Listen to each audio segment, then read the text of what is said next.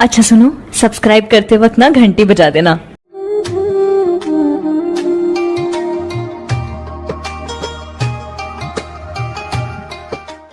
अस्सलाम वालेकुम student, welcome back to maths academy. उम्मीद करता हूँ आप सब खैरियत से होंगे। स्टूडेंट, आज की वीडियो का आगाज़ पिछली वीडियो में पूछे गए क्वेश्चन के आंसर से करते हैं, लेकिन आंसर की तरफ जाने से पहले मैं उस वीडियो के अंदर जो क्वेश्चन पूछा था उसको जो है मैं रिव्यू करना चाहूँगा।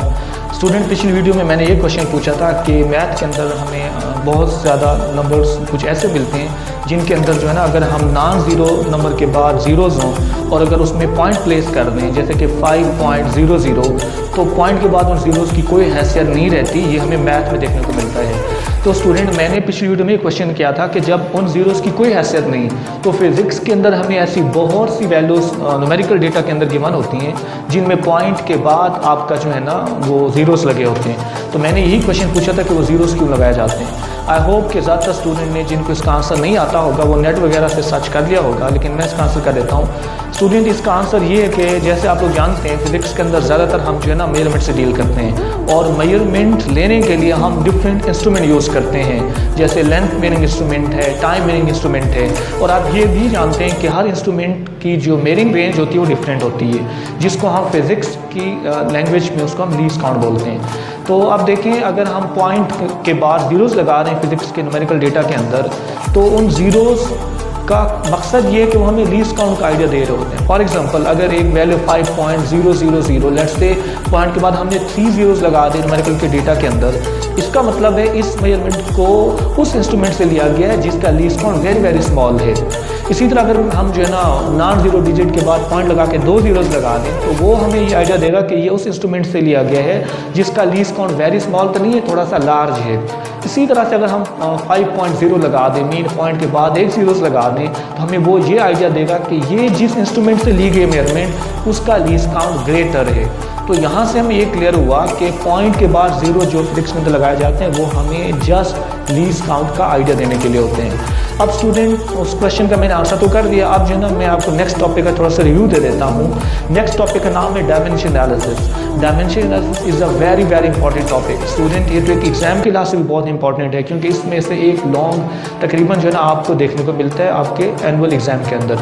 और इसके अलावा ये प्रैक्टिकली भी बहुत इंपॉर्टेंट कॉन्सेप्ट है डायमेंशन एनालिसिस का, बिकॉज कि जब कोई साइंटिस्ट जो है ना अपनी कोई इक्वेशन ड्राइव करता है तो वो अपनी इक्वेशन की खुशी तब तक सेलिब्रेट नहीं कर सकता जब तक वो अपनी इक्वेशन को डायमेंशनली करेक्ट साबित नहीं कर लेता।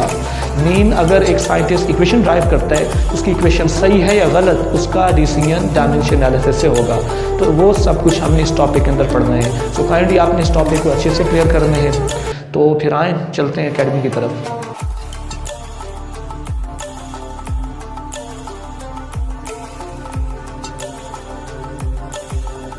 हाय student, let we start with example 1.1। मैं रीड कर लेता हूँ इसको। The reading taken with different time devices are. उसने इस एग्जांपल में ये कहा है कि जो है ना डिफरेंट टाइम डिवाइसेस से हमने जो है ना रीडिंग ली है, जिसका जो रिज़ल्ट है इन रीडिंग्स का वो ये है कि एक है 2.5 सेकेंड, एक है T32.54 second, and next one है कि 10.52 सेकेंड। तो उसमें हमसे पूछा क्या गया कि find the total time up to correct precision. तो हमने क्या करना है, टोटल टाइम निकालना है और उसमें जो है ना करेक्ट प्रिसीजन तक हमने आंसर को रखना है। तो स्टूडेंट, सिंपल सी बात है, जब भी हमने टोटल करना हो तो हमने चीज़ों को ऐड कर देना होता है। तो यहाँ पे मैं टाइम इंटरवल्स को क्या करूँगा, ऐड कर दूँगा। T1 + T2 + T3, इनको ऐड किया तो इसका रिजल्ट बनाइए। अब देखिए स्टूडेंट, इसमें एडिशन तो बड़ी सिंपल सी थी, लेकिन इसमें जो मेन चीज़ हमने देखनी है अब वो प्रिसीजन को देखना है, क्योंकि क्वेश्चन मेन जो इसके अंदर लाइक आ रहा है वो है प्रिसीजन, बाकी तो सिंपल एडिशन है। तो अब देखिए इसके अंदर जो है ना आपका एक रूल 7 जो मैंने आपको पढ़ाया था सिग्निफिकेंट फिगर का, वो फॉलो होगा।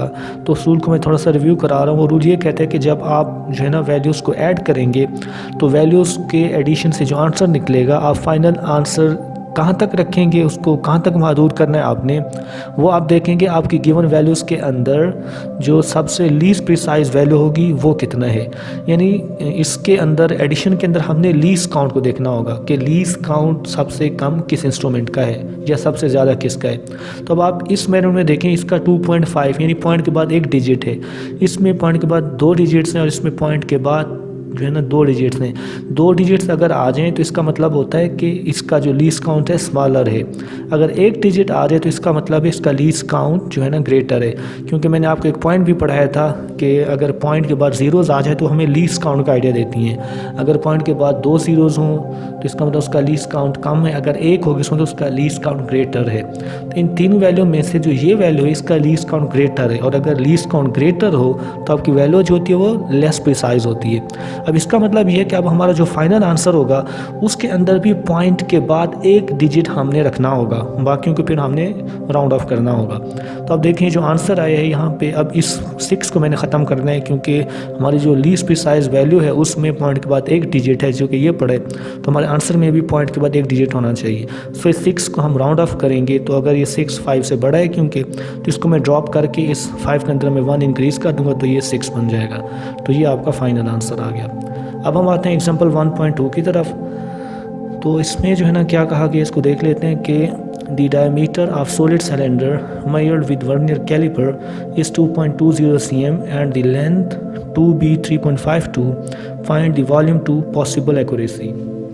अच्छा स्टूडेंट, इसमें हमें जो है ना एक सिलेंडर का डायमीटर भी गिवन है, उसकी लेंथ भी गिवन है, और हमने फाइंड क्या करना है, उसका वॉल्यूम करना है। तो ये सिंपल सा फार्मूला आपने पढ़ा हुआ है मैट्रिक लेवल पे कि जो वॉल्यूम का फार्मूला होता है वो होता है पाई आर स्क्वायर एल।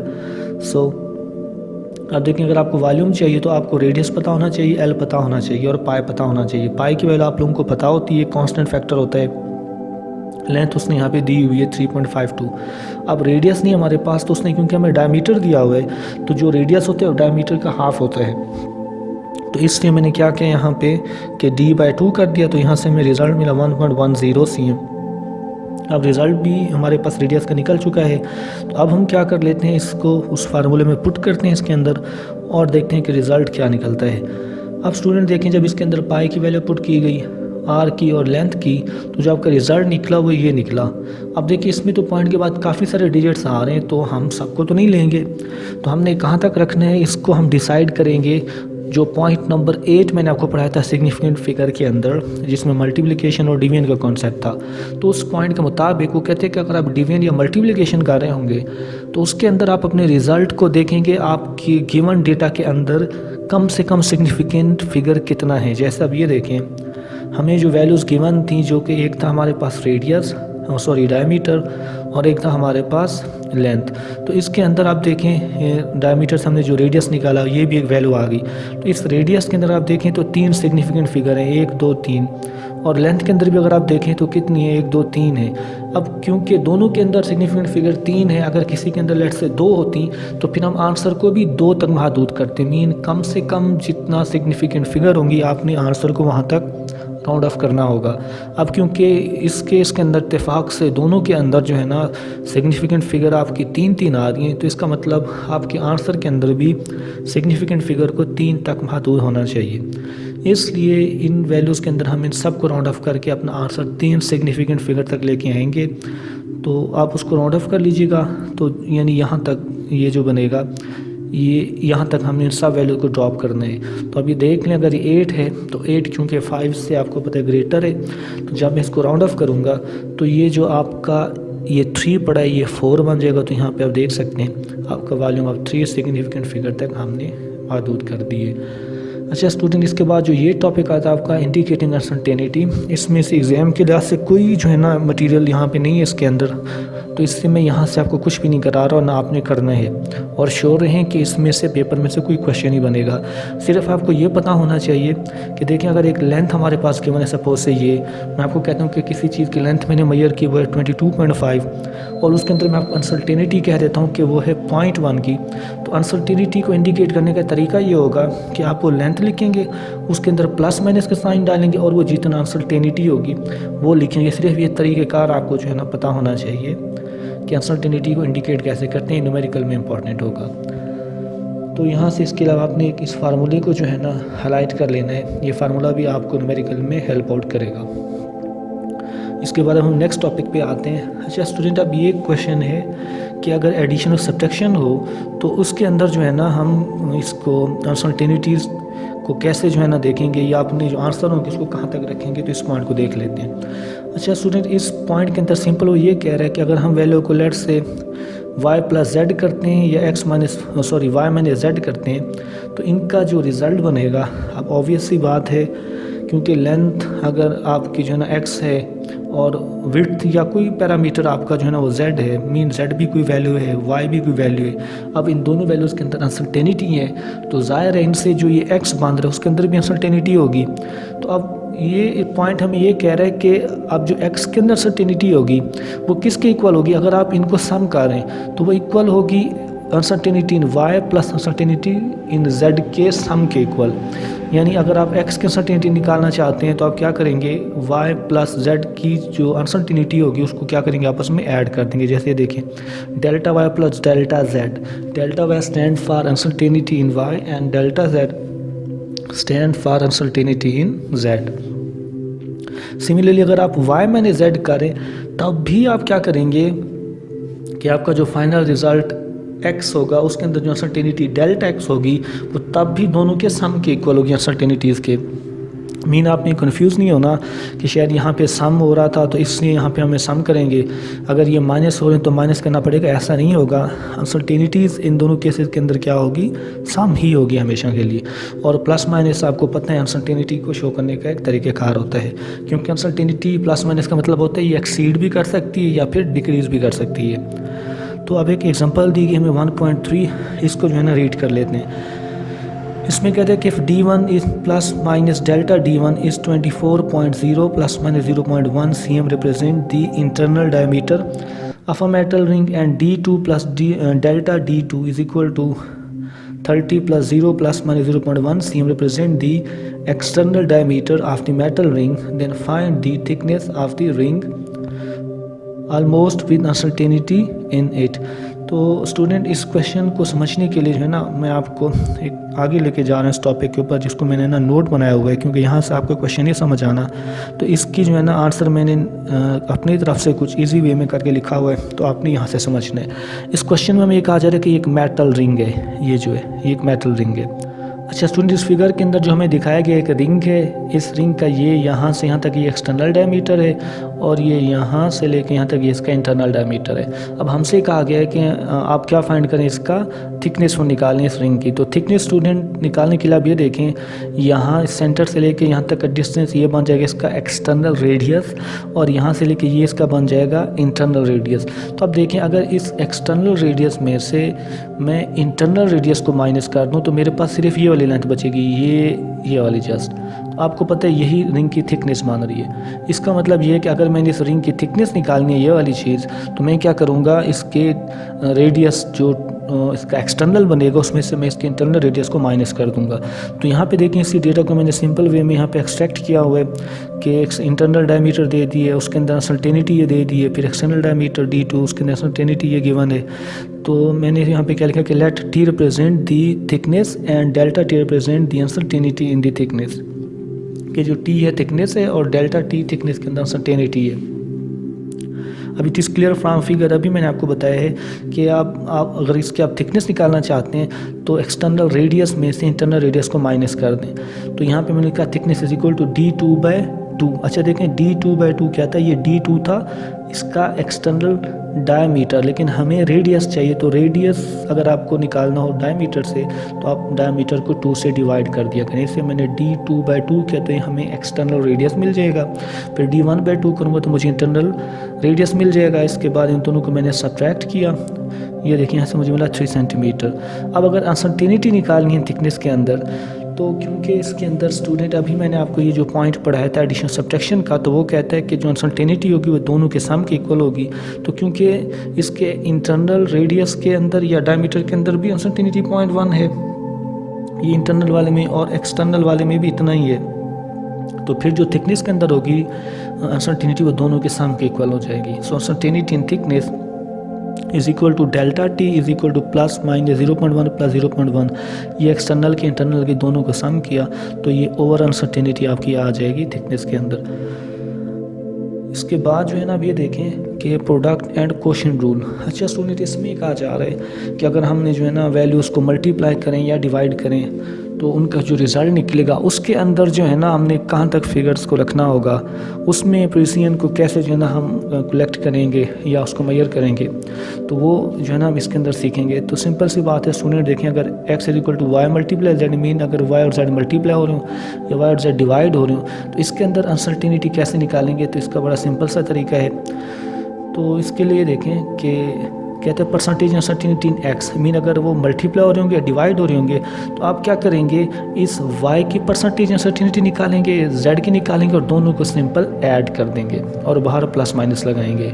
मैं रिपीट कर रहा हूँ कि अगर वैल्यूज़ मल्टीप्लाई हो रही हो या डिवाइड हो रही हो, तो डिवीजन के बाद जो रिज़ल्ट बनेगा, अब ऑब्वियस सी बात है उसके अंदर अनसर्टेनिटी होगी। वो अनसर्टेनिटी कैसे निकालेंगे, वो उन दो मल्टीप्लाई होने वाली वैल्यूज़ या दो डिवाइड होने वाली वैल्यूज़ की परसेंटेज अनसर्टेनिटी के सम के इक्वल होगा।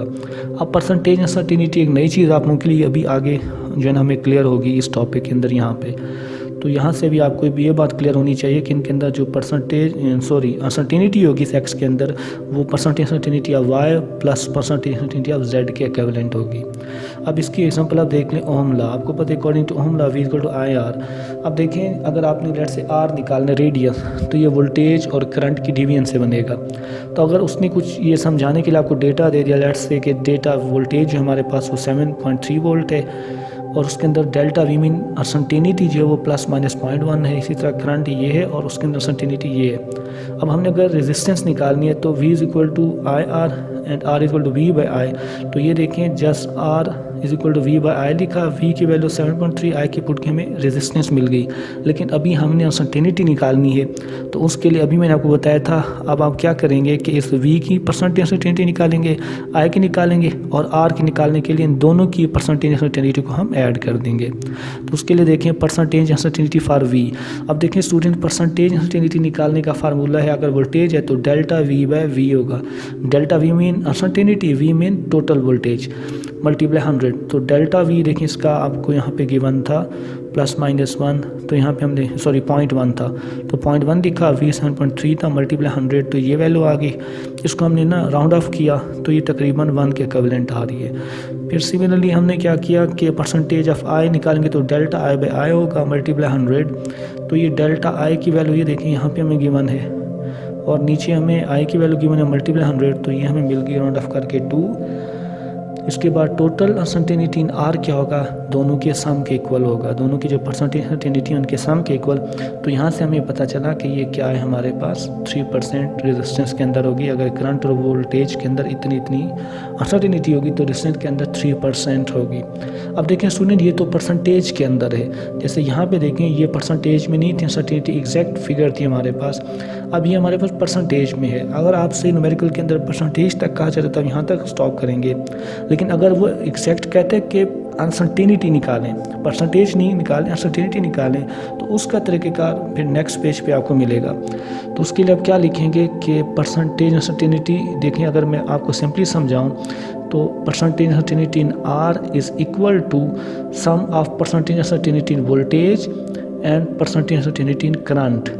ये सिंपल वही रूल को उसने ना थोड़ा सा एक्सपेंड करके लिखा है कि uncertainty in resistance is equal to percentage uncertainty in voltage plus percentage uncertainty in current. अभी उनके फार्मूले लिखे हैं उसने परसेंटेज के। तो आपने क्या करना है, डेल्टा आर फाइंड करना है। आर की वैल्यू आप निकाल चुके हैं 2.7 मल्टीप्लाई 100।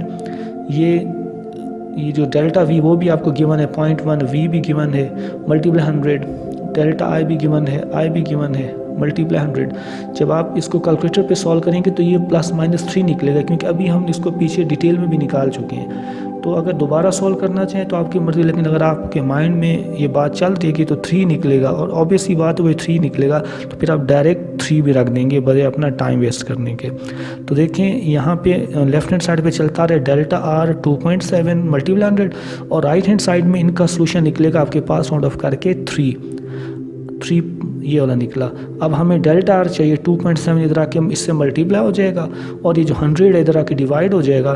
तो इसको सिंप्लीफाई करने से आपको ये आंसर मिला प्लस माइनस 0.08 ओहम। मीन पिछले केस में परसेंटेज अनसर्टेनिटी निकली थी इसके अंदर, लेकिन इस केस में इसको अब्सोल्यूट अनसर्टेनिटी कहा जाता है, तो वो भी आपने निकाल ली। अब आप अपने फाइनल आंसर को यूँ लिखेंगे कि इससे 2.7 थी प्लस माइनस ये जो अनसर्टेनिटी निकली इसके साथ आप इसको ऐड कर दें।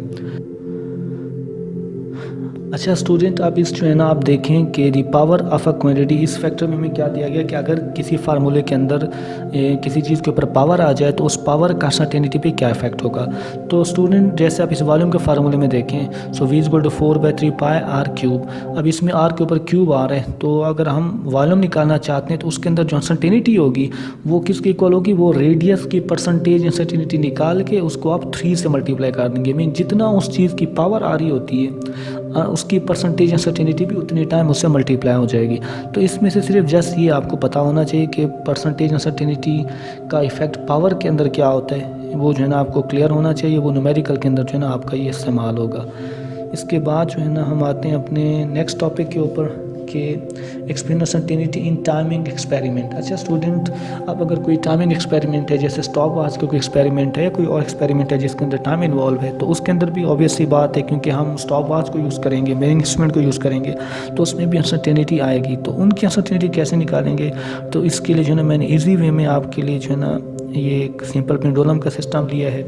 इसमें सिंपल पेंडुलम का आपको थोड़ा सा आइडिया होना चाहिए कि क्या होती है। एक बोब होती है जो एक नैना स्ट्रिंग के साथ लटकी होती है और ये अपनी फिक्स पोजीशन के अराउंड वाइब्रेट कर रही होती है। अब अगर इसका हमने टाइम पीरियड मेजर करना है कि यहाँ से अगर हम इसको रिलीज़ करें तो ये कंप्लीट चक्कर करने में इसको जो है ना कितना टाइम लगेगा, उसको टाइम पीरियड कहते हैं। अब अगर वो टाइम पीरियड मेजर करने के लिए हमें स्टॉपवॉच यूज़ करनी पड़े तो ऑब्वियस सी बात है उसके अंदर आएगी आपकी अनसर्टेनिटी। अब हमने अनसर्टेनिटी मेजर करनी है तो वो कैसे करते हैं, तो यहाँ पे जो है ना आप इसको देख लें। ये क्वेश्चन नंबर 9 का आंसर मैंने लिखा है कि the time period of a simple pendulum can be given as the time period is equal to. अच्छा स्टूडेंट, ये बाय डेफिनेशन टाइम पीरियड निकालने का फार्मूला ये है कि total time of vibration divided by total number of vibration. आप यूँ देख लें कि अगर आपने जो है ना स्टॉप वॉच को 2 मिनट के लिए ऑब्जर्व किया, अब 2 मिनट के दौरान इस सिंपल पेंडुलम ने ये कितनी जो है ना वाइब्रेशन पूरी कर ली है। जो सिंपल पेंडुलम आपकी गिवन थी ये वाली, अगर आपने ये देखना हो कि 2 सेकंड के अंदर इस सिंपल पेंडुलम ने कितनी वाइब्रेशन पूरी की, तो वो वाइब्रेशन आप अगर काउंट कर लें तो फिर क्या होगा आपका कि ये जो आपका टाइम पीरियड बनेगा वो जस्ट दोनों के डिवीजन के इक्वल होगा कि total time of vibration and total number of vibration के उस गिवन टाइम के अंदर उसने कितनी वाइब्रेशन पूरी कर ली। अगर आप दोनों को डिवाइड करेंगे तो आपको मिलेगा टाइम पीरियड। इसके बाद the fractional error in time period can be given as. अब स्टूडेंट यहाँ से तो हमें मिलेगा टाइम पीरियड, लेकिन यहाँ से इस फार्मूले में क्या मिलेगा उस टाइम पीरियड के अंदर एरर। अब फ्रैक्शनल एरर कैसे निकाला जाएगा, least count of stop watch divided by number of vibration. यानी इन दोनों का जो ये जो देखें दोनों फार्मूलाज के अंदर जो इनका डिनोमिनेटर है उसमें सेम पैरामीटर आ रहे हैं। टोटल नंबर ऑफ वाइब्रेशन, इसमें भी टोटल नंबर ऑफ वाइब्रेशन। ऊपर इसमें लीस्ट काउंट आ रहा है, उसमें टोटल टाइम ऑफ वाइब्रेशन आ रहे हैं। तो अब ये ऊपर इसके नोमिनेटर में हम क्या रखेंगे कि जो आप स्टॉप वॉच यूज़ कर रहे हैं उसका लीस्ट काउंट कितना है। अब इसको समझने के लिए आपके बुक वाले ने जो ना ये एक सिस्टम लिया है जिसमें वो जो टाइम अलाउ करता है सिंपल पेंडुलम को, वो टाइम है आपका कितना 54.6 सेकेंड और उसके अंदर 30 वाइब्रेशन पूरी करती है। तो इसके लिए हमने एक सिस्टम प्रॉपर्ली ये बनाया कि no let we have a system in which a simple pendulum complete 30 vibration in 54.6 second.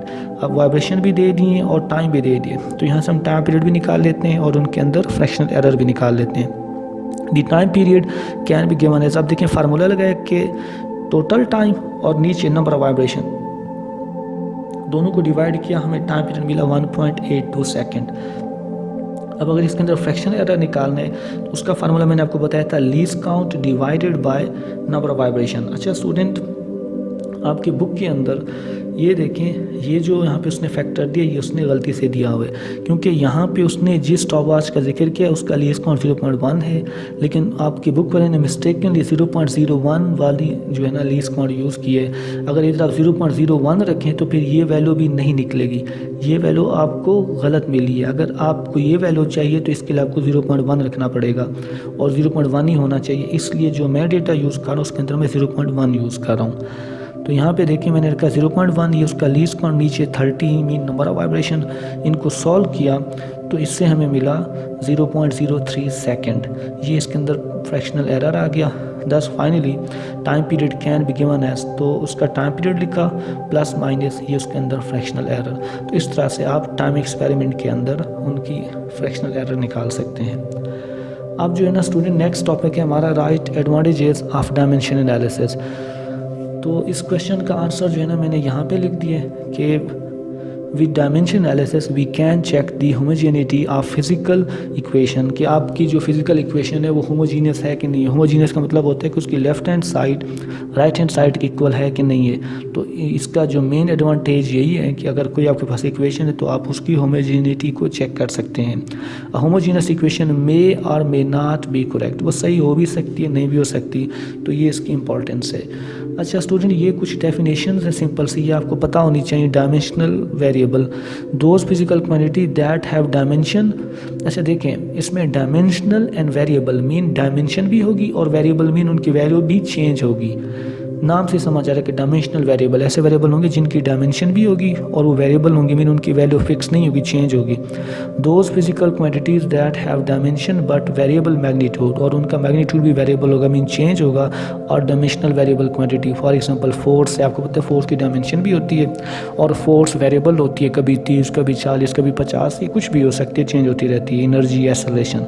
इसके बाद है डायमेंशनल कांस्टेंट। डायमेंशनल कांस्टेंट, अब देखें ये कांस्टेंट है मीन उनका मैग्नीट्यूड तो चेंज नहीं होगा लेकिन उनकी डायमेंशन ज़रूर होगी।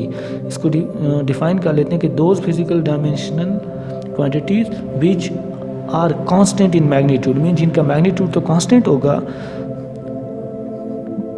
और डायमेंशनली कांस्टेंट क्वांटिटी, सॉरी यहाँ से देखें, रिपीट कर रहा हूँ कि those physical quantities which are constant to magnitude और डायमेंशनली कांस्टेंट क्वांटिटी, तो इनको कहा जाता है डायमेंशनली कांस्टेंट क्वांटिटी। या आप इसको सिंपल अपने वर्ड में भी लिख सकते हैं कि those quantities which have constant magnitude but dimension, और लेकिन इनकी डायमेंशन होती हैं तो इनको कहा जाता है डायमेंशनल कांस्टेंट। इसकी मिसाल है आपकी speed of light in vacuum. आपको पता है स्पीड ऑफ लाइट होती है 3 × 10⁸ मीटर पर second. Speed of light vacuum के अंदर फिक्स रहती है, यही रहती है, तो ये फिक्स क्वांटिटी है, कांस्टेंट है, लेकिन क्योंकि स्पीड है तो इसकी डायमेंशन भी होगी। इसी तरह से प्लांक कांस्टेंट भी आपने देखा, उसका मैग्नीट्यूड फिक्स होता है लेकिन उसकी डायमेंशन होती है। इसके बाद तीसरा डायमेंशन लेस वेरिएबल। अब देखें डायमेंशन लेस वेरिएबल मीन वो होंगे तो वेरिएबल, उनकी वैल्यू चेंज होगी लेकिन उनकी डायमेंशन नहीं होगी। उसकी मिसाल है, आपको पता है आपके जो एंगल होते हैं, इसको भी रीड कर लें, those physical dimension less quantities having variable magnitude और डायमेंशन लेस वेरिएबल। इसमें आपका प्लेन एंगल, सॉलिड एंगल आ जाते हैं। 2 एग्जांपल आपने पिक कर लेनी है। इसके बाद डायमेंशन लेस कांस्टेंट। अब नाम से समझ आ रहा है कि डायमेंशन लेस है और कांस्टेंट है, मीन डायमेंशन भी नहीं होगी और होगा भी कांस्टेंट। सो इसको आपने डिफाइन कर लेना अब, ठीक है ना। इसके बाद हमारा नेक्स्ट टॉपिक है डायमेंशन एनालिसिस का, लेकिन उसकी तरफ बढ़ने से पहले ये बहुत इंपॉर्टेंट टॉपिक होगा स्टूडेंट, इसलिए आपको कुछ डायमेंशन जो है ना पता होनी चाहिए कुछ चीज़ों की। जैसे डिस्टेंस की डायमेंशन L होती है, टाइम की T होती है, वेलोसिटी की LT की पावर -1, एक्सेलरेशन की LT की पावर -2, फोर्स की ये होगी और मास की होगी। अच्छा साइड पे ये मैंने इनका यूनिट रखा है कि अगर आप वेलोसिटी की डायमेंशन निकालना चाहते हैं तो आप अगर उस चीज़ का यूनिट देख लें तो आपको डायमेंशन ईजिली पता चल जाती है। जैसे देखें स्पीड का यूनिट होता है मीटर पर सेकेंड, मीटर की डायमेंशन L होती है, सेकेंड मीन पर सेकेंड मीन टाइम की T और ऊपर -1। सिमिलरली एक्सेलरेशन मीटर पर सेकेंड स्क्वायर, तो मीटर की L होती है और एक्सेलरेशन की S-2। सॉरी इसकी टाइम की, तो ये जो सेकंड है टाइम का यूनिट है तो इसके लिए मैं T रख दूंगा। तो कहने का मकसद ये है कि अगर आपको उस चीज़ का यूनिट पता तो आप उसकी डायमेंशन को इजीली प्रेडिक्ट कर सकते हैं। और स्टूडेंट ये सारी डायमेंशन आपने याद रखनी है, मैं आपको गारंटी देता हूँ अगर आप ये डायमेंशन तैयार कर लें इंशाल्लाह आपकी बुक के अंदर जो भी एग्जाम्पल होगी या जो भी न्यूमेरिकल होगा आप ईजिली सॉल्व कर सकते हैं। सो आपने इन डायमेंशन को अच्छे से रट लेना है।